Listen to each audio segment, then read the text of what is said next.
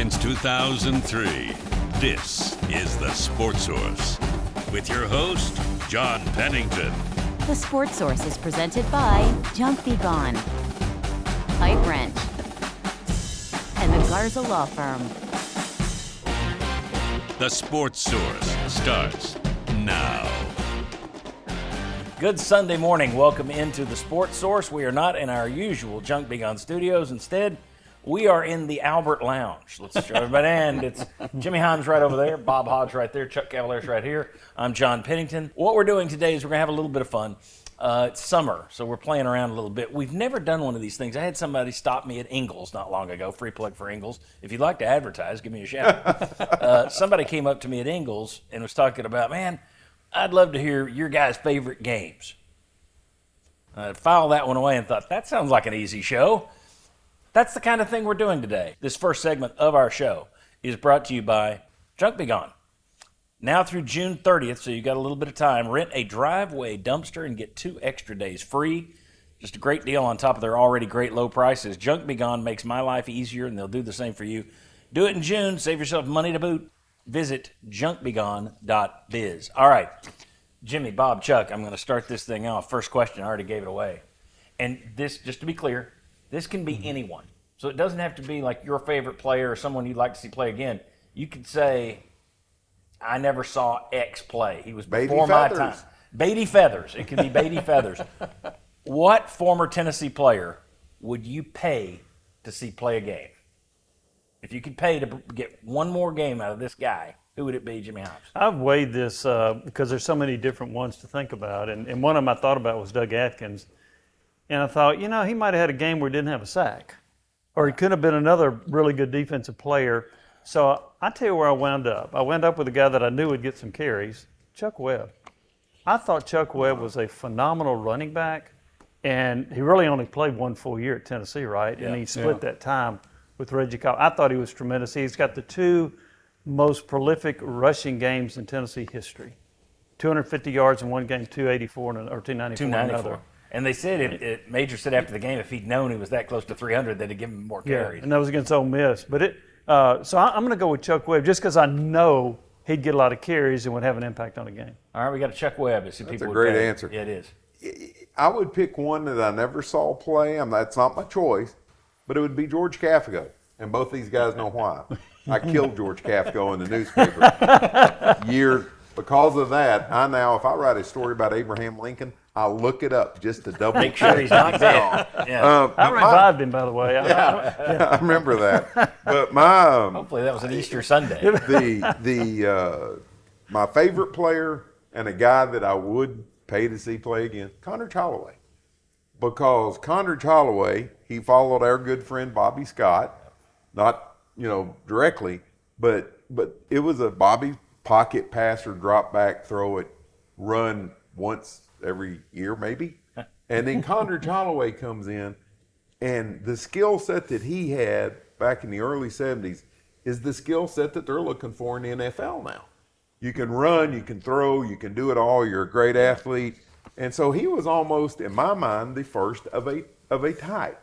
He could do everything, and he was exciting. So Condredge Holloway, my favorite player, gets my vote. My New England Patriots drafted him, but he chose not to go.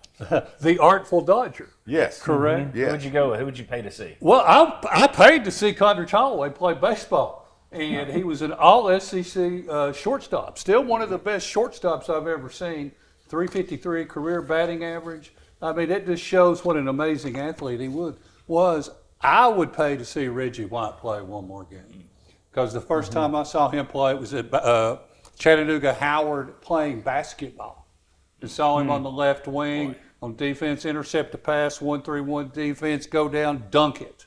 And the rim was rattling. Yeah. I just think it would be amazing to sit there, a healthy Reggie White, his senior year at UT, to watch him play one more time. I had 2 guys who were before my memory, not to insult one of them here, but you've mentioned it. I thought about it. I'm not going there, but I thought about Bobby Scott because done our show so many times, great guy. Yeah. Bobby Scott or Dewey Warren because so many people loved the Swamp Rat too. I thought about those 2. but I'm going where you're going. I'm going with my favorite player at UT when I was a little bitty boy, Stanley Morgan. Yeah. The reason I'm a Patriots fan to this day. Stanley Morgan, I mean, here's the thing. The only player in UT history to, in one season, lead them in punt returns, in another season, lead them in kick returns, in another season, lead them in receiving, in another season, lead them in rushing. Yeah. That's versatile. Yes. I mean, he was a heck of a player. Should be in the Pro Football Hall of Fame. When you look at the stats of his contemporaries, his are there. He just played on bad teams, didn't win any rings, and didn't get in. He had a 200-yard rushing game, didn't he? Yeah, at Tennessee against Hawaii, I believe. Yes, that's yeah. right. He was just a tremendous athlete, tremendous player, and everybody. He actually did our show years ago. As a matter of fact, Bobby Scott embarrassed me on that show. We brought in Stanley Morgan, and I was in high heaven. This was early on in the show, so I was getting everything ready. Is the seat okay? You need anything to drink? And Bobby came over and had like a paper towel and dabbed me and said, "You gonna be all right, John?" That's why Bobby didn't get my choice on here. Yeah. But anyway, I would go Stanley Morgan. I had another name. If you're talking about great players, Carl Pickens. Yeah, I've got Now, it. he and I were at school at the same time, so I did see him play. Yeah. But you're talking about a guy who was the defensive MVP of the Cotton Bowl, Right. Yes. and went on to be one of only two, along with Stanley Morgan, UT receivers to make All-Pro in the NFL. That's another guy who, put him in any position, he'd be amazing to watch. I'll give you another one, Johnny Majors. Yeah. That's what I was getting ready to say. Yeah. Johnny Majors. Yes. You hear the stories. There's not that much highlight tape that you can go back and see. So in a sense, it's all kind of a mystery to actually watch him play. But that's what I was getting ready to say. Yeah, he was a scat back. Gave him, what do you call it, the limp leg? Yeah. Yeah. But he was, and very versatile too. Now his stats were not eye popping, right? Different day and age. Because and nobody's stats in the 50s were that eye popping. But his ability, his triple threat that he was, second in the Heisman Trophy. What a Which great was probably even more ridiculous than Peyton Manning not getting the Heisman. Yeah, correct. When Johnny Majors lost it to Paul Hornung on what, a 2-8 Notre Dame Last team? player to lose to a player from a team with a losing record. I don't think Coach ever really got over that. Only Yeah. one. Okay. Yeah, that's the oddities of Tennessee and the Heisman. They had a runner-up who was the last player. I'll spin this around. I'm not going to do this in order.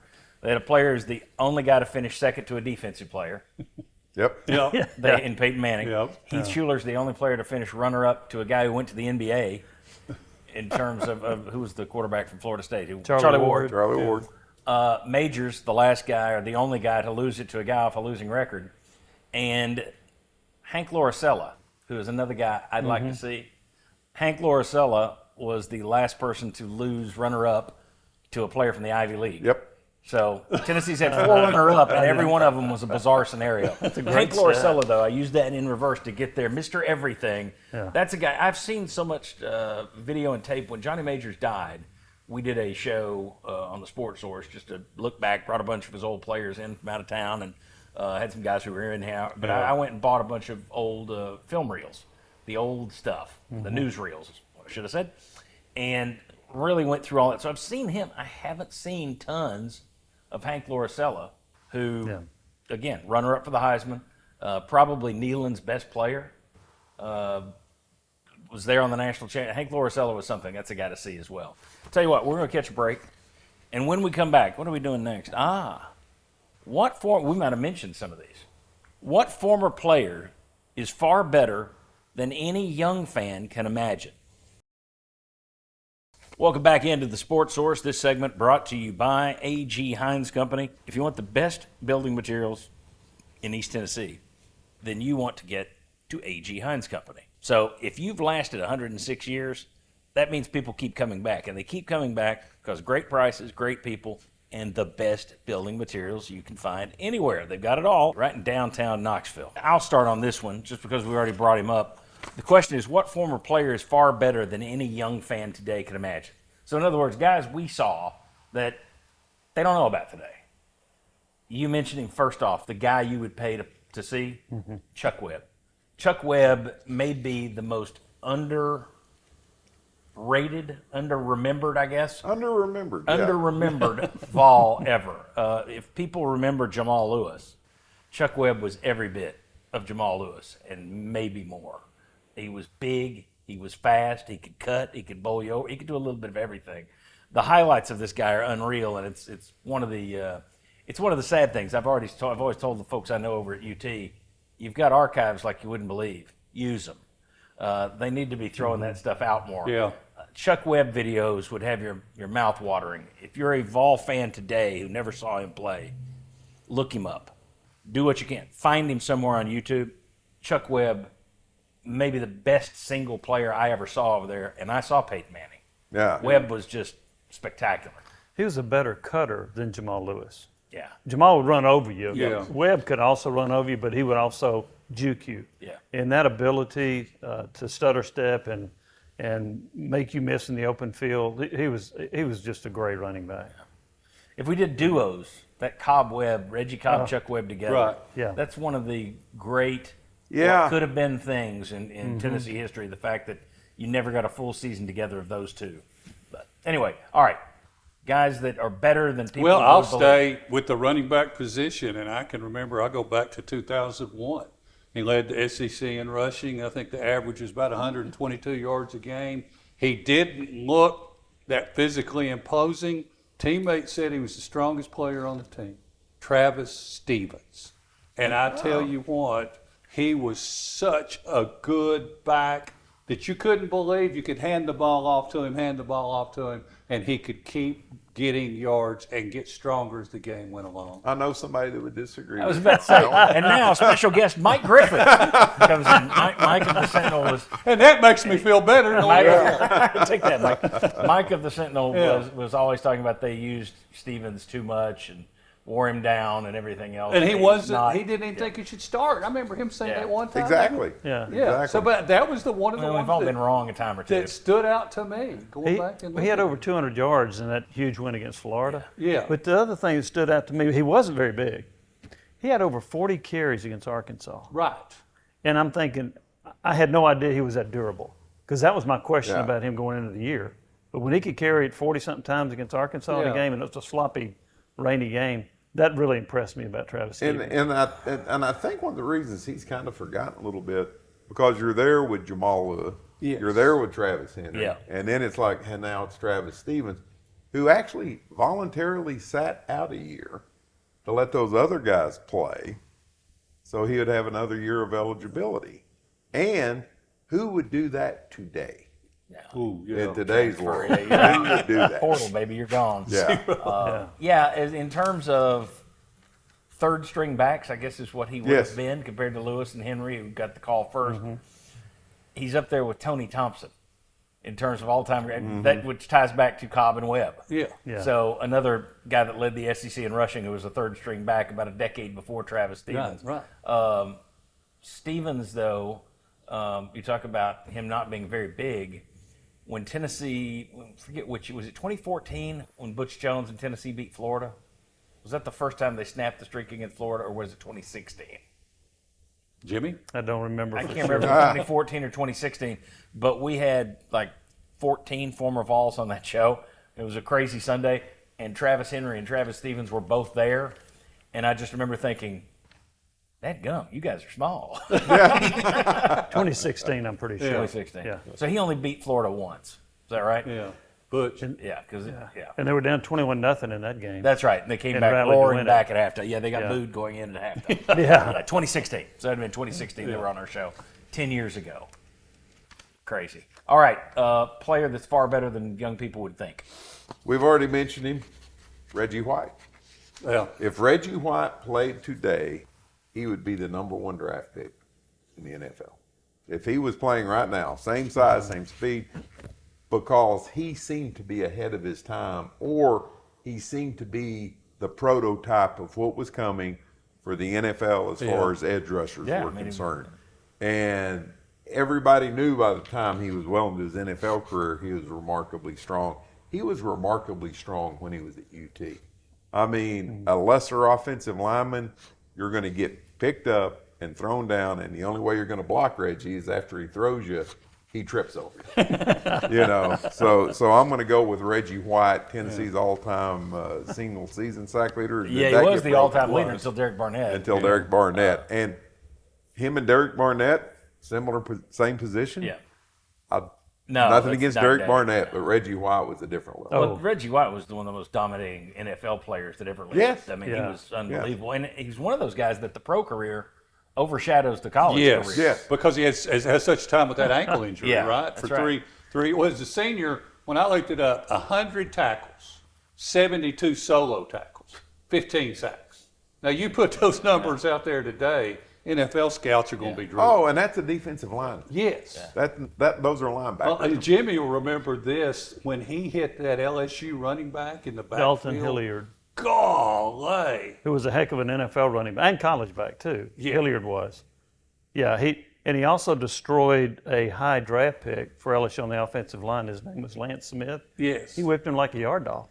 And Lance Smith was a 10-year NFL vet. He knocked Boomer Esiason out of the Citrus Bowl, wasn't that? I think what did he do? Break a leg? Break an arm? He injured Boomer Esiason in a Citrus Bowl, I'm pretty sure, in '83. Go ahead. Okay, so I wrote down Reggie White and I changed my mind. And here's why. Because he was such a dominant NFL player, I'm thinking people will know how great he was. So I'm going to go with somebody whose name's already been mentioned, Condrich Holloway. Yeah. I don't think people remember how good he was.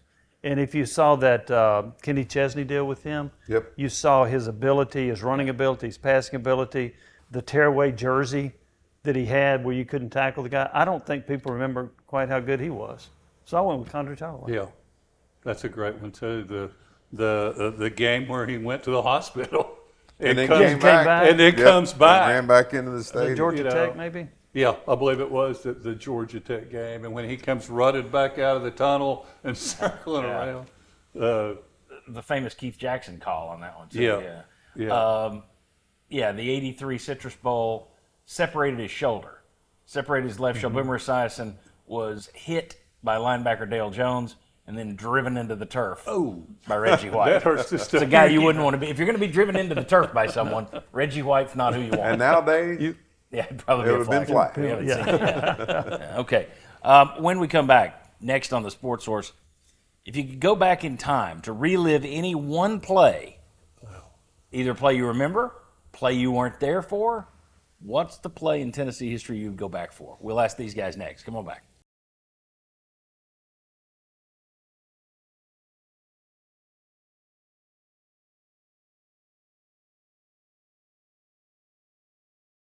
Welcome back to the Sports Source. This segment brought to you by Uncle Jim's River Cove Campground. Folks, if you like swimming, fishing, basketball, pickleball to go along with your camping, check the calendar. They do that at Uncle Jim's River Cove Campground.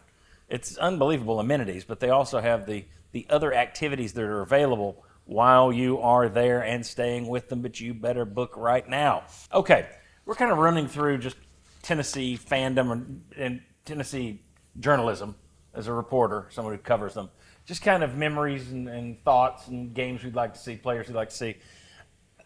This question, if you could go back in time to relive one play in UT history, what would it be? And that can be one that you were there for and you remember, one that was before your lifetime that you would have liked to have seen. Whichever way you want to go, Bob, I'll start with you.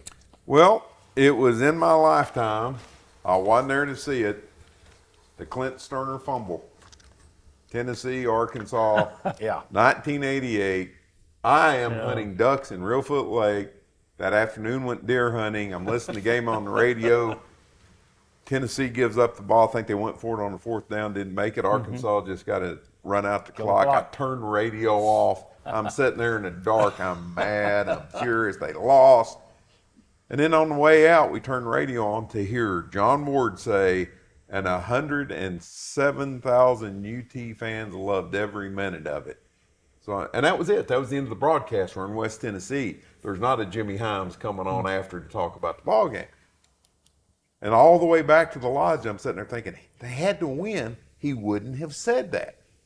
How did they win? And it won for another hour until I saw that replay of the Clint Sterner fumble. I would love to have been there in that stadium and seen that. That's my play. And that ought to be That's the a good most one. famous play in UT history. I've got choices, and it's stuff that I didn't see or stuff I didn't attend. There was one that made my list where I was there, and it was that. Just to go back with the knowledge of, okay, here it comes.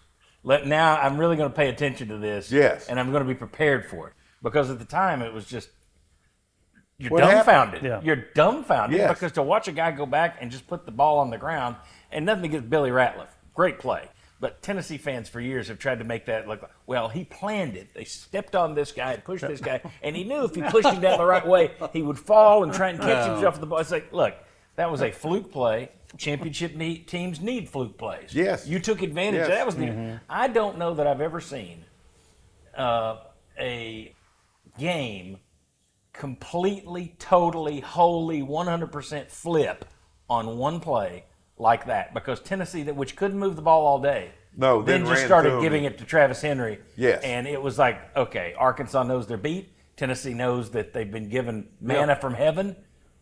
One of the most incredible things I've ever seen in Neyland Stadium. One thing I remember about that also was that you mentioned they've given the ball to Travis Henry for, 6 or 7 Yeah, carries in a straight row. Bam. And I remember that Philip Fulmer kept telling David Cutcliffe, we got to throw the football. Time's running out. We got to throw the football. And Cutcliffe's like, no, we're going to ram it down their throat. Right. And they did. They rammed it down their throat. And Arkansas was just deflated after Yes. that play. But that's a great – and I do remember this when T. Martin walked off the field after that 4th down failure. He took his helmet off. He's real despondent. He's going over there. And one of the I think it may I have been think it Ratliff, was Ratliff. who told him, he said, get your helmet back on, get ready, we're getting the ball back. And Yeah. they did. And it was a remarkable play. Now, see, I was actually down on the field covering that and had the Arkansas sidebar and was in their locker room after the game.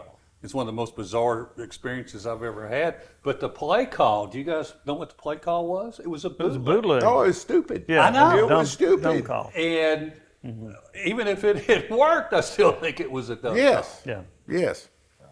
All right. Jimmy, what play would you go back? I've got a number of them, and I've really had trouble narrowing this down.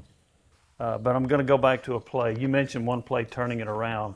It's really hard to envision one play at the start of a game turning it around. But when Peyton Manning completed that 80-yard pass Yeah. to Joey Kent against Alabama Yeah. in 1995, and Tennessee hadn't beaten Alabama in forever, I just thought that play, and they seemed to carry the momentum of that play for the rest of the game.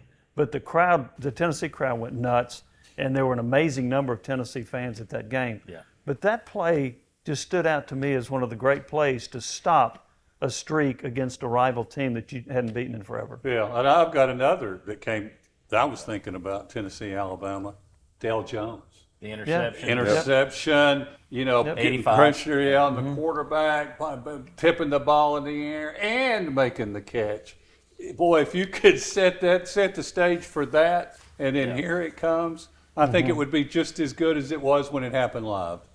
I remember watching that one on television, just being amazed, because you're holding on for dear life at that point. They didn't. I think Darryl Dickey came in immediately, almost threw an interception.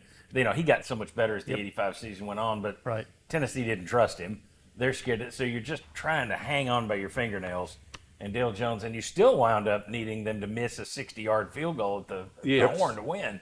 But that play by Dale Jones, and that was the famous John Ward, what a play by Dale Jones, because he knocked it up in the air, tipped it in the air, and then kept the presence of mind, watched it, caught it. Heck of a play. All I'm right. getting chill bumps right now. I would go, I have two more. One, I remember, I don't think I've got this question on here. I do not. If you had to ask me, if I had to answer what one play sums up Tennessee football in my lifetime, to me, in my head, Jeff Powell's run against Miami. Yes, that's That 60-yard run. So that would be high up there, Yeah. right? That would be my personal choice. But my heart would say Jeff Powell. My brain, though, because we were talking about it beforehand, there used to be a thing at Stokely Athletic Center oh yeah. that was a map. It was a photo, and it showed Johnny Butler's famous run against Alabama, and what would that have been, 38?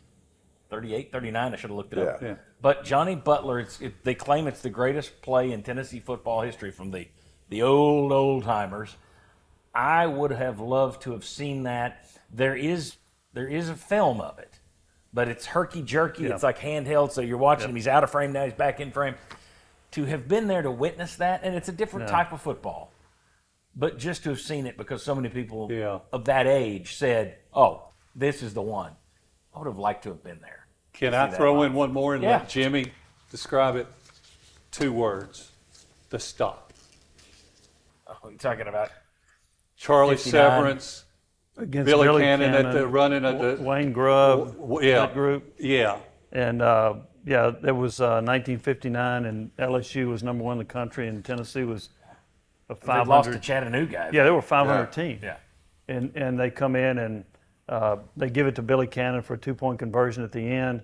He runs to the right side, and they stack him up. He swears he scores. Severance swears he didn't. and I watched the replay of that. Now, when I was in Louisiana, I thought he'd scored, but when I moved to Tennessee, I realized he didn't. So, he was short. It became very clear. Absolutely. Across the Yeah. state line, all right. Very good. When we come back here on the Sports Source, what was the most exciting Tennessee game these guys have ever attended? That's next. Come on back. Welcome back into the Sports Source. This segment brought to you by Southeast Termite and Pest Control. Heat, humidity, that's what summer in East Tennessee brings. Folks, it's bad for your crawl space, which means it's bad for your flooring in your home. Get that heat and humidity under control in your crawl space. Save thousands of dollars in the long run by calling Southeast Termite and Pest Control about crawl space encapsulation. They will take excellent care of you, I promise. Okay. We're kind of running through Tennessee football history here, just as guys who've covered it and been fans and whatever. What was the most exciting game you ever attended? I think we're going to start with you, Chuck. You know, there's so many that when you look back, and I know we've been talking a lot of old ones, but when the game makes a Sports Illustrated cover and it's got the Tennessee Waltz on there, and it's the number 1 Auburn comes to town, correct? Yep. And it's the Tony 85. Robinson game, and all the talk is about Bo Jackson this and Bo Jackson this, and you keep him well under 100 yards. Tony Robinson, I think, passed for 4 touchdowns. Yep. And that was not just the most exciting game I ever attended, but boy, that really put a lot of things for me about the passion of Tennessee football. To see them take on somebody who's number 1 is supposed to come in here and clean your clock. Auburn, I think, was favored by 7 or something. They were number 1 in the country. Number 1. They had just switched that off season. They'd gone from the wishbone to the I formation so they could give Bo Jackson more carries. They came in here and lost.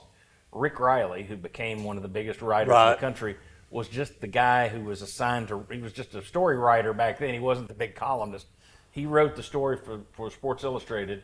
They put Robinson on the cover, not Bo Jackson. And Rick Riley's famous line in that story was, here's mud in your eye. Tennessee River mud, Bo. Mud in your eye formation. Yeah. Not that I've got that Sports Illustrated read or anything. I'm going to second you. We'll shut down. We'll make this a quicker segment. That one, I was choosing between that and the 82 Alabama game. Yes. The only time my dad allowed me to run down on the field. They had never beaten Alabama in my lifetime. Never. They lost 11 straight. Yeah. So in 82, when they won, it was something brand new to see them win and went down on the field. But I'm still going to go the 85 Auburn game for me. Just unbelievable atmosphere. And Bo didn't have a lot of carries in the 4th quarter. He was out of that game. Yeah, because he didn't. Yeah, that's the Tennessee story. Phantom thigh injury. Out. Yeah. That shoulder started hurting a little. Yeah. All right. There we go. All right, y'all are talking about games way too in the past. I'm Yeah. going with a much more current game. It's the greatest quarterback battle I've ever seen at Tennessee between 2 players. 2022, Tennessee beats Alabama 52-49 on a last-second field goal. And You saw my paper. You did not. I knew think where of he that was on going your to. own. I knew There where you were going to go. Oh. Yeah, that's good. So we got 2 and 2. All right, what do you got? 2022 Bama Yeah, game. 22 Alabama game with Hendon Hooker and Bryce Young. Both were brilliant. I thought it was just a spectacular game. And 5 touchdowns from Jalen Hyatt. I mean, that's. Yes. I don't know that you'll ever see that again. That's one of those records are made to be broken. Somebody may at some point tie it. I don't see anybody ever getting 6 touchdowns in a game. That, by far, as many UT games as I covered, as many UT games as I've been to, sitting in the stands, that one just stood out. Yeah. I mean, I told you when I might have been talking to you as I was leaving the stadium. Yeah. The best sporting event I ever attended, not just UT game. It was the best sporting event ever. The excitement of that night, all the scoring, which I'm not a guy that has to have a lot of scoring to be entertained.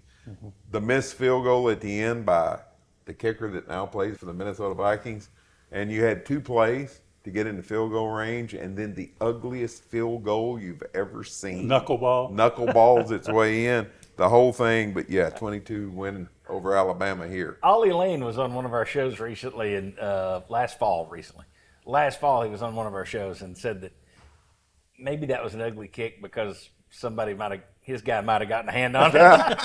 There was some debate about that. Yeah. Ollie admitted it. I had another game that stood out to me. 1998 against Florida, when Tennessee won in overtime, and there were about 107,000 that were there. And I'm telling you, and I stayed in the press box just to see because the press box shook. I've never been in a press box that shook like that. But that was a huge win for Tennessee. Al Wilson forced about 3 turnovers, but that was a big one to get Tennessee over the hump. Was that Pandemonium Reigns? Pandemonium Reigns. Pandemonium Reigns. One of Ward's all-time great calls, and what I didn't realize is he had used that earlier. I was watching an old. I'm a stickler for this stuff. I'm a junkie for this stuff. I was watching a YouTube clip of another old game, and Ward yells "Pandemonium Reigns," and I'm like, he just had that in his repertoire. I thought he came up with that on the spot against Florida. Rolodex up there. P, Pandemonium. Here we go. Yeah. Those 3 hard to beat. Those 3 hard. I mean, the 2022 Alabama game, the 1985 Auburn game, the 1998 Florida game, and I still think that 82 as a little boy, that 82 beating Alabama for the first time in 11 years. Well, in that too, when the players carried Coach Majors off the field. Yeah, and they shook hands. And shook hands leaning down to Bear Bryant, which to me is one of a classic all-time photo. Great photo, yeah. I've still got the cover of the Sentinel from that day, by the way. So. 91 at South Bend was pretty good too. Yeah, but I wasn't. Were you there? Yes. Okay, I wasn't there. I couldn't use that one. That may come up later on the other list. All right, we got time to talk about it. When we come back, what are we doing next here? What UT bad weather game that you attended was the best memory? That's next. Come on back. Welcome back to the Sports Source. This segment brought to you by Madisonville Marine. Deals, deals, deals. Always deals going on at Madisonville Marine, Highway 411 North in Madisonville. Whether you're looking for a fishing boat, a pontoon boat, a deck boat, they will help you find the perfect boat for you, your needs, your family's needs. Badmarine.com to learn more. This segment of our show, I hope I'm not hitting my microphone with that paper. If I am I hitting? Okay, there we go. I had to ask our fine director, Bill Kincaid. What UT bad weather game that you attended is best in your memory? There aren't a ton of them. No. The one that is most in my head was the 2000 and what would that have been? No, it wasn't 2000. It was 1992 Florida game. Yeah. 1992 Florida game. Yep. I was on the field working for another television station and hadn't been on the field. It was new to TV, so I hadn't been down there often. So that was kind of neat to be on the field during this big game. And then out of nowhere, the only way to describe it would be gully washer. I believe that John Ward made the call. It was in the downpour on the Heath Shuler to Mose Phillips long touchdown play. Mm-hmm. That game, the rain fell so hard and so fast for such a short period, it backed up the drains. Of course, the field is like this, so each corner has drains. The drains backed up, and you could see it kind of swirling, but it wouldn't go anywhere. Mm-hmm. The water in the end zones where you were if you had cameras for TV, it was up to your shin. I've never experienced anything like that, but Tennessee winning the game made it A-okay. It was a lot of fun. A lot of fun to get soaked. I had people say they thought it was like the Tennessee River came over its banks and in the water gushing down the steps. I can still see that. The one I thought of was 2010, Oregon. That was life-threatening storm. I mean, you had 50-mile-an-hour winds, you had lightning, you had That's the best memory? Well, yeah. I mean, that's the one that comes to mind first. I said, no, I meant best. Oh. No, I remember this the most. never mind. Chuck loves Florida during hurricane season. Yes, yeah, exactly. But I mean, the weather and everything else, and then I'll let somebody else talk. I didn't remember that. It was the first weather stoppage in Neyland Stadium. Some articles say 70 minutes, which is what I thought it was. Others say 90. And it was dangerous. And that's why, I mean, that is the memory Wasn't that there a sticks. delay against Marshall in like 2006? Yes. Yeah. Well, see, that's the way you'll see this as the first weather-related stoppage. But anyway, Oh, okay. it was serious. That was during the Dooley era, as I recall. Yeah. The game was close at halftime, Yeah. and it was not after halftime. Oregon blew them out, but I do remember there was a lengthy delay. Okay. What's yours? Florida, 92. And I remember then the end zone, the north end zone is what I remember most, where the stoppage of the drainage was. Yeah. And then I also remember when Mose Phillips scored. He looked at his Checked watch. his watch. About time I scored. I remember that part of it too, but that one is the one that stood out to me, 92 Florida. That was one of those that's what I meant by bad. Oh, is okay. Fans got soaked and loved it. Yeah, it was fun. Yes. I can think It was of on one, turf also. Yeah, the game. that's right. I can think of one more like that. Is that where you're going? What? No, because I went with 92 in the Florida game. Yeah. Because me and my wife always sold our Florida tickets, made us a little bit of extra money. And that year we didn't. And so happened to go to that game and was there for the downpour and all that. So the other one, and this was close, was 1989, 89. Auburn. Yeah. Punt. It's like watching tennis. Slow tennis. Pouring rain. Just Yeah, the whole game. punting. But in the rain at that one, the reason I went with Florida because it is a good memory. Yeah. Whereas the Auburn game with all the punts was not a great memory. It was for me. I was at UT at the time, and I was in the stands wearing a garbage bag, which didn't do a lot for rain protection. But Tennessee wins at 21-14. That was Reggie Cobb had a long run against Auburn, and our buddy Sterling Hinton famously says he couldn't find. He was supposed to be in that series, quarterback. Couldn't find his helmet. So they sent Kelly in, and Kelly handed off, and he was in there for the score. So Sterling's upset that when you look at the highlights, he's not in there. He's not in there. But, yeah, great long run by Reggie Cobb. That was 21-14. Tennessee won it. Those were two really highly ranked teams, great teams. But it did start as a punt fest. And that, unlike the Florida game where it just opened up for us like 10 minutes of That was ranked. Yeah. And start to finish. Yeah. And that's the reason I didn't enjoy it as much. Yeah.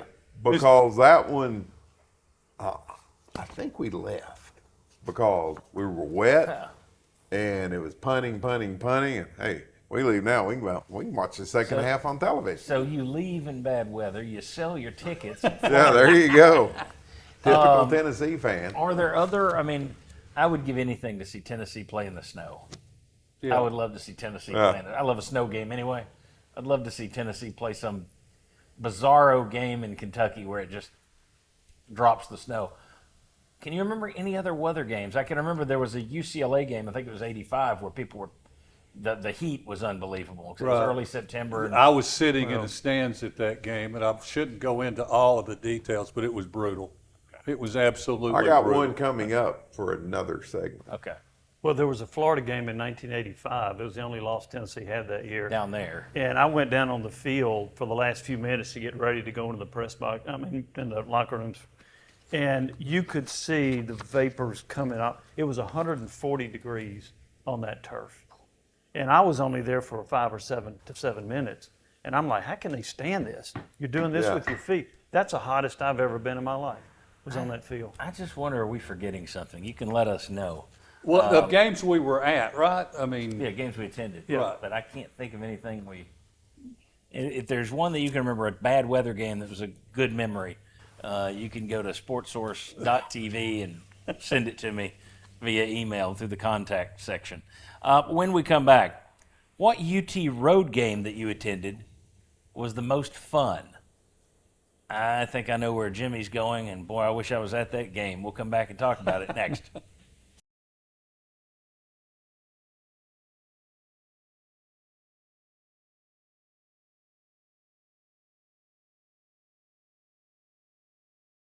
Welcome back to the Sports Source. This segment brought to you by SCH Real Estate. If you got questions about selling your home, buying a house, or someone making you an offer for your house, maybe one of those postcards they leave in your mailbox, there's someone you can trust to give you the honest info on all real estate questions you might have. Stephen Hensley, VFL Stephen Hensley, and the team at SCH Real Estate. No sales pitch to you. They're just going to give you service and the answers you need on all things real estate.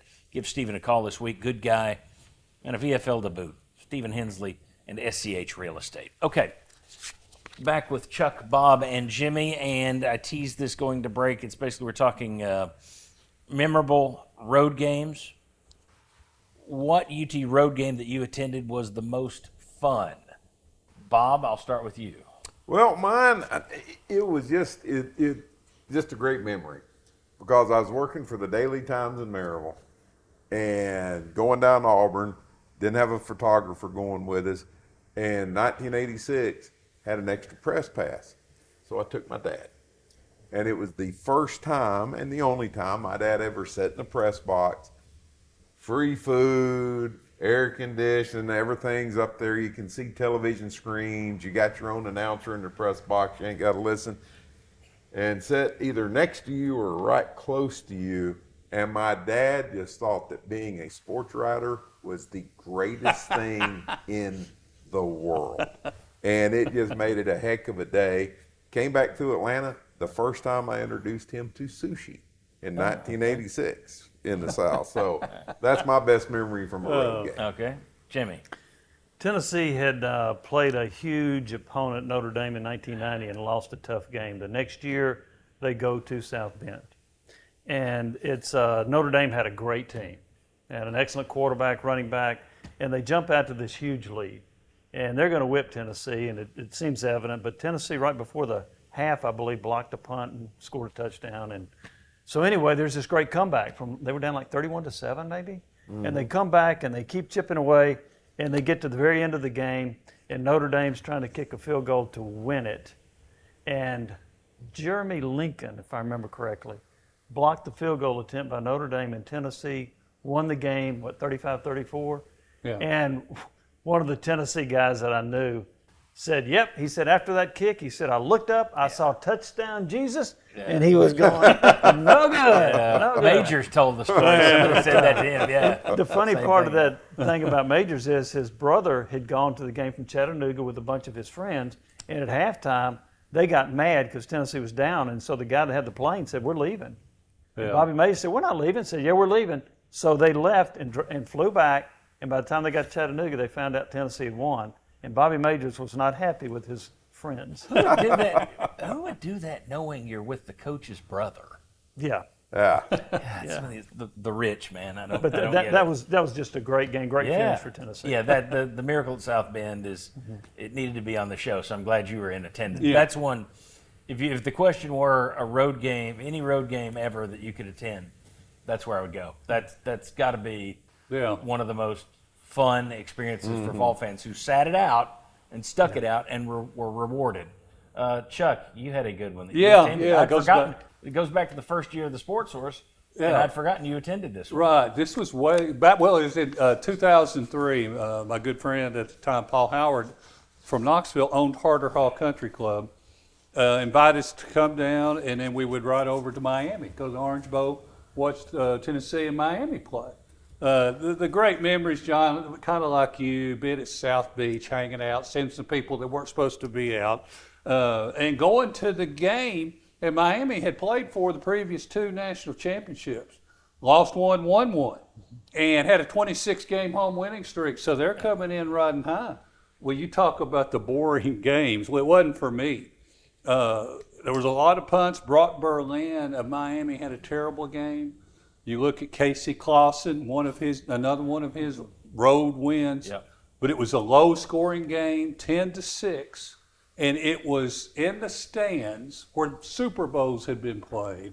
It was just one of the best times I've ever had. Yeah, back before they moved into that Hard Rock, it was the Orange Bowl. Oh, yeah, it was surreal with Yep. the palm trees and behind the end zone. And I believe that's one of the great calls. That was an end around to Derek Tinsley. Is that correct on the touchdown? Yes. Mm-hmm.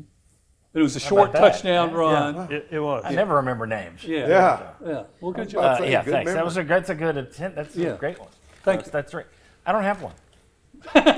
Well, you're always I don't working, have. I don't aren't have you? any. I don't have any good. You should have gone Well, to the Sugar once we Bowl. started covering it, I mean, all my stuff was. I was a fan until we started covering it, and then when Yeah. I started covering it, it's like I lost my fandom. But we never went to a lot of road games when I was a kid. But the ones we went down to Auburn. It was 300 degrees. Watched them lose. We'd go up to Kentucky. You'd see them beat Kentucky. You should saw have sat them in the lose up press there. box. Yeah, I should have. Yeah, went to one that I remember having fun, but it was terrible for Tennessee. It was the game that cost Johnny Majors his job at South Carolina. They shot the movie The Program that day, and I'm on the field. There's actually a shot where me and the other guy from Channel 10 are in the movie on the sideline, but they shot it at halftime. They brought all these people out in different uniforms and shot it there, and that was kind of fun, and I remember seeing that. And after the game, I remember one of the actors in that movie was taunting the Tennessee players after they lost. And they're getting on the bus. Look, you're an actor, man. Don't be taunting me. He's unbelievable. The guy was on real roids. But anyway, Okay. that one stands out, but it wasn't a happy memory. Yeah. So I don't remember any good. I went to a Peach Bowl in '87 that my family we still laugh about. The halftime entertainment was a guy singing "I'm in a Peach Bowl state of mind," and it was every bit the lounge act you would expect from hearing that. So I don't really have any great road wins that I can remember anyway that pop into my head. As much as you like New Orleans, you would have liked the 1986 Sugar Bowl. I would have loved that one. Yeah. Yep, would have loved that one. Worst UT game we've attended. That might be easier on some of my road stuff. Come on back. Welcome back into the Sports Source. This segment brought to you by Safety Systems. When it comes to home security, nothing deters criminals more than a visible security system. So get a leg up on protecting your home and property by calling former Vol J.J. Surlis and the team at Safety Systems. Put a visible security system and the signage and everything that goes along with it right there in your home or at your business. We are running through it's a show of memories. It's summer. Somebody asked me at Ingles, I'd love to know what your guys' favorite games are. Well, we're turning it into 90 minutes today. Except for this segment, we're going the opposite direction. What was the worst UT game you attended, and what made it so bad? Chuck. Well, I mean, again, I'm going back a ways, but 1982, got the World's Fair going on. It's the Saturday before Labor Day. Duke is in town to play Tennessee. The offensive coordinator for Duke was Steve Spurrier. And at that game, Duke, it's like Tennessee couldn't stop the passing attack. Duke passed for close to 300, probably 288, I think, is the actual total. Anyway, Duke keeps the ball for the final 9 minutes and 20 seconds of the game and wins 25-24. And to this day, I think Steve Spurrier would still say that's one of his most memorable wins over Tennessee, and it certainly ranks high on the modern day Duke football victories. But for me, it was terrible. Okay. Mine would be from the impact that it had on the Tennessee team, the Tennessee program at that particular time.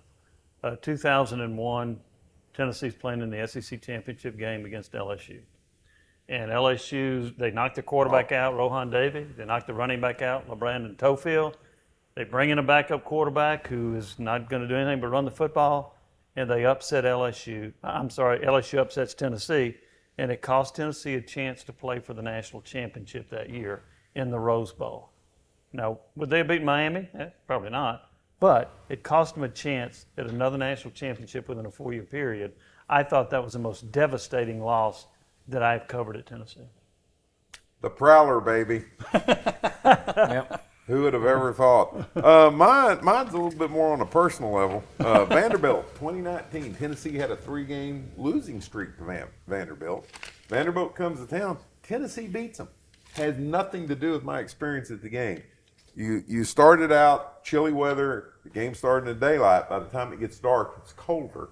It's raining the entire game, and my rain suit that I had on retired. Mid-game, I got wet, and by the end of the game, I couldn't talk because my teeth were chattering, uncontrollable shivers. I was hypothermic. And a young lady, and if you happen to be watching the show, thank you again, let me into the club seat section where I could get some hot coffee. I got warm. The game had been weather delayed, and so she might have saved my life back in 2019. So Tennessee won, but my memory of that is hypothermia. Wow, that's terrible. I've got two. One that I just thought of when you were talking about the '82 Duke game. This isn't my choice, but it's way up there.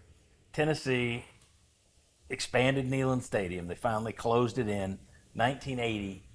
They bring out, Alabama comes to town. You've expanded your stadium. It rains. Charlie Daniels performs at halftime in the rain. You lose 27-0. And my father happens to see Sentinel sports editor Marvin West on the sidelines. As we used to walk down to walk out, and he was walking the other way. My dad yelled, "We'll get them next year. We'll build more seats." And Marvin West used it in his column the next day. Tennessee will get them next year. We'll build more seats. So the '80 Alabama game, but the one for me that was the worst, and it's two reasons. This would be 1996, number 2 Tennessee hosting number 4 Florida. Florida goes up 35-0 in the second quarter. 35-0. It was the opposite of the Arkansas game where the stadium came to life with the Sterner fumble. Yes. This was just all the air was out of the stadium. And then, this is what made it worse. Steve Spurrier takes the air out of the ball. He's got it won. They're just burning clock. Tennessee mounts a comeback. It winds, they score at the last second to make it 35-29. And all my friends were talking about, if we just had another quarter, if we just had 10 more minutes. And I'm like, if there were 10 more minutes on the clock, he would have opened his offense back up again. The thing that made it horrible was, one, you got your ass kicked. Horribly. But also, you then twisted it in your head to where, we almost got them. No, you didn't. They were toying with you. Oh, that was a horrible experience. Horrible the whole way through. Horrible watching it and then leaving, having to tell people, no, you didn't almost win. You were down 35-0. No, this was anyway.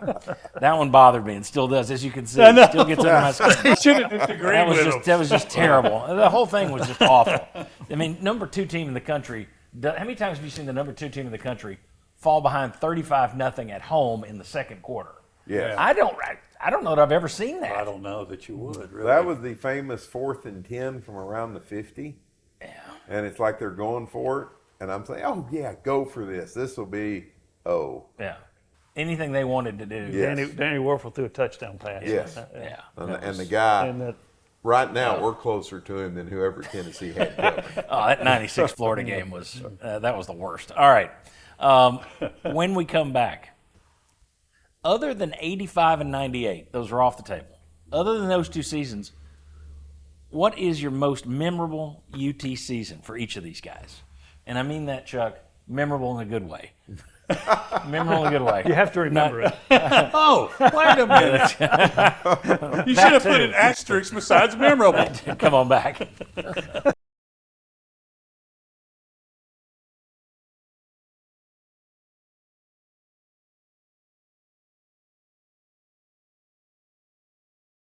Welcome back to the Sports Source. This segment brought to you by Games and Things. If you're looking for a pool table, the place to go, Games and Things. Visit them online, ourgameroom.com. They carry so many different types of pool tables, you won't believe it. They have sold these things that have gone into the nicest country clubs in the country. They've sold them that have gone into people's basements. So if you're looking for one that's upscale, they got it. If you're looking for one that you just want to have something for the family to get around, the basics, they've got it.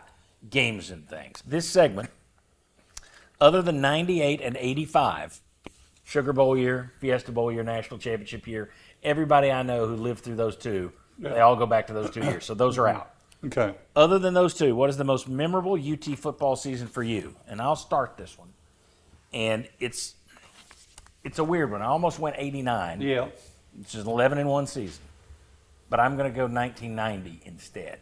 Because it was just there were so many things that you don't get to see usually at Tennessee, just stuff that stood out. Opened the season in Anaheim, California against eventual national champion Colorado in a 31-31 tie. That's great. Pigskin Classic, Anaheim, big game. You never see Colorado. That's terrific. Pacific, Chuck Webb blows his leg. Who would have thought that? At Mississippi State, I remember Bernard Daphne scoring on the only fumble Ruski I can ever remember in Tennessee football history. And if you look at the tape, his knee is clearly on the ground when he picks it up. Refs didn't catch it. No replay. Touchdown Vols on a fumble Ruski.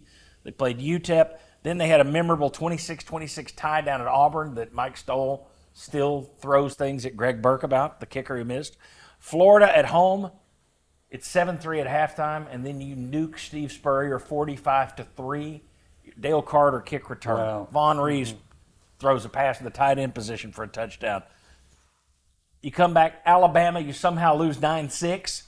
9-6 in Gene Stallings' first year at Alabama. Horrible. This is an incredible year at Temple. Then you get that great game against Notre Dame here, 91. You lose it, but Heisman winner Rocket Ismail, I think he won the Heisman, went off, had an incredible run in that one. Beat Ole Miss in Memphis. You don't do that anymore. You don't play them in Memphis anymore. Kentucky, Vandy, and then you get into a Sugar Bowl. The last time Tennessee played New Orleans, it's been 35 years.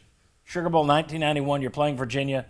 You score 20 fourth quarter points to roar back in that one. You finish 9-2-2, but it's an incredible season. You're in the top 10, and that's when 9-2-2 is good enough. 1990, memorable for a million reasons to me. Yeah, and those were pretty well stated too, because I was looking. And we all don't have to go as long. To me, the thing that made that one unique was it's all over the board. So I had looked at 1989 just because of the turnaround. Off of 88. Yes, all of that, and we talked about that. But then, I think I realized, what about 2022? When have you seen something that, like that bring the Phoenix rises from the ashes, and it's the Tennessee football program. Jimmy had the most memorable game, right?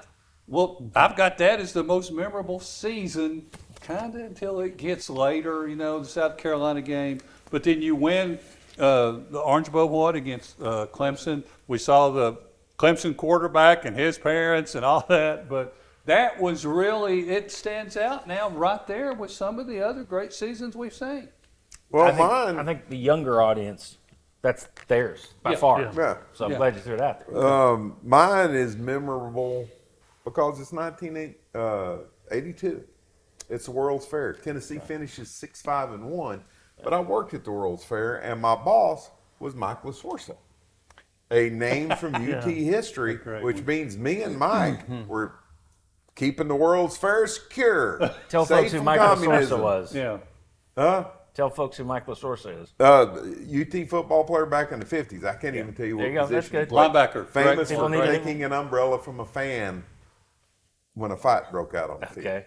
So anyway, Mike and me would walk the short distance from the World's Fair site to Neyland Stadium. He knew people. We would sit there and watch football games instead of protecting the good folks attending the World's Fair. Instead of defending the World's Fair. And so that was the year that Tennessee broke the losing streak to Alabama, 1982. You mentioned it earlier. Knew a lot of people on that football team. But that just made it a memorable year. Not a great year, but it was memorable because, hey, I'm going to work and then walking the short distance going to watch football games. All right. Jimmy, most memorable year. I went back and forth. I'm going to give an honorable mention because I really don't want to name this one, but as the top one, 2009 Lane Kiffin. What a circus that was. And even taking it to his departure. So you had, popping off against Florida, popping off against other people, an upset win here, blah, blah, blah. But I'm going to go 2022. That's the one. Cool. When they revived the program with Heupel, when they came back, the first year was 7-6. The next year, he had a great team, great offense. He won 11 games, beat Alabama here. I thought it was extraordinary what they were able to do that particular year. And the offense set records for most points scored, most yards. So I'm going to put 2022 as the most memorable. That was the first time Tennessee had beaten Nick Saban at Alabama, was it not? They had not beaten him at Alabama, I don't think, had they? Saban. No, you were Saban. winless against Oh, Saban. you're talking about, Yeah. against Saban, not Right. Saban in At Alabama. When Saban. So I don't know what I said. Saban, as the coach of Alabama, As had a never coach, lost yeah, to yeah, Tennessee. His game was Yes, here, yes, but yes. yes. And it was the first time they beat, well, as the coach at Alabama. Yes, they Right. beat him at LSU earlier in the Correct. season in That's 01, correct. but That's right. yeah, so Yeah. that's the first time they had beaten him while he was at Alabama. And you mentioned the Jalen Hyde game against Alabama, Yeah. what he was able to do. There were just a lot of special moments that particular season. Tennessee wasn't expected to be great. No. Good, but Yeah. not great. Well, yeah, and I define good. You're coming off of 7-6. I think people would have been thrilled with 9 wins. I think better.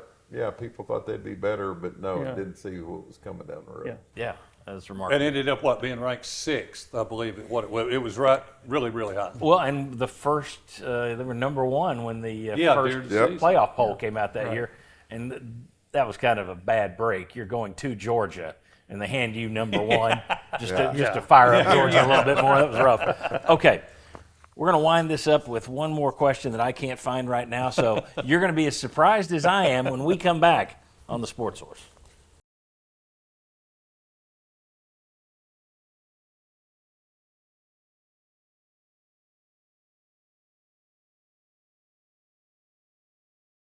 Welcome back to the Sports Source. John Pennington, Chuck Cavaleris, Bob Hodge, Jimmy Himes. Got a few minutes here, and the last segment is going to be if you can only watch or attend one Tennessee football game for the end of time. In other words, if you want to see a football game, any football game, Vikings, Patriots, Cowboys, whoever you pull for, Saints, Cowboys, Saints. Saints and Cowboys, just whoever I want. whoever's winning, Astros. Saints. Fairweather Jimmy. You're still getting this game. If you want to watch Tennessee play, it's this game. You only get one game to watch from now to eternity. Jimmy Himes, what is it? 1986 Sugar Bowl when Tennessee beat Miami, and Miami was not only a heavy favorite, but they were down there mouthing off. It wasn't whether they beat Tennessee, it was by how much. And they were set to win a national championship if they won the game based on the way the other bowl games had played out. So Tennessee, the huge underdog going down there, and they fall behind. They fall behind on, I think it was a block punt. 7-0. No, it was a fake punt. Fake punt. Fake punt, and they drove down and scored. Michael Irvin. And the thing about that was, in going around New Orleans, there were so many Tennessee fans. You get to the Dome, and it's like 85% Tennessee fans in the Dome, and so they're going nuts when Tennessee starts making this comeback, and then Tennessee blows them out. Miami had, I think, 21 starters on that team that got drafted. It was an unbelievable The roster. starters on the team. It was an incredible They had roster. backups that got drafted too. So the talent, there was a difference in talent. Yeah. But that game, and you also remember that was after a 16-year drought without winning an SEC championship, and then you go and beat a Miami team that's mouthing off and is favored. That one was pretty special. Okay, we've only got like 2 minutes left. So where are you? What game? 96 or 86 Sugar Bowl. Easy. Yeah, I think you summed it Matter up. of fact, the second one would be what we've let's already just talked wait. about, 22 out. Oh, okay. So, 2022, yeah, Alabama. 2022 Alabama. Okay. You know, I'm going to say go back with the Sugar Bowl, and just because of what Jimmy said, my brother's down there. It was going to be one of the first big bets we've ever made, and I'm going to take Miami, and my brother's down there and saying, Chuck, it's Tennessee. If you bet Miami, I'll never talk to you again. So we did that, and then to watch it and to live it, I don't think there's really been another away game like that. Notre Dame here and there, but with those stakes in the Sugar Bowl, that was awesome. Yeah, I was going 85 Sugar Bowl as well, for all the reasons that were mentioned.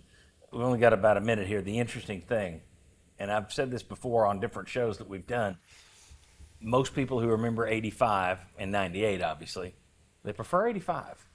We didn't mention the national championship game. How many people out there are screaming at their televisions? Yeah. The Fiesta Bowl. What are you people talking about? You want to go relive that one? It's kind of an ugly game. That was a culmination, whereas that Miami game was a surprise, and I'll take the surprise over the ugly culmination any day, even though it wrapped up a national championship. But I think it's interesting.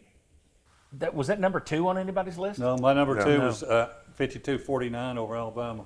And one of the things that stands out all the Keith Jackson last game stuff, which I thought detracted from the actual. Yes, and it turned out it wasn't his last game Correct. after that. Yeah, you win the national title, and then instead of celebrating Tennessee, you're putting a party hat on Keith him. Jackson.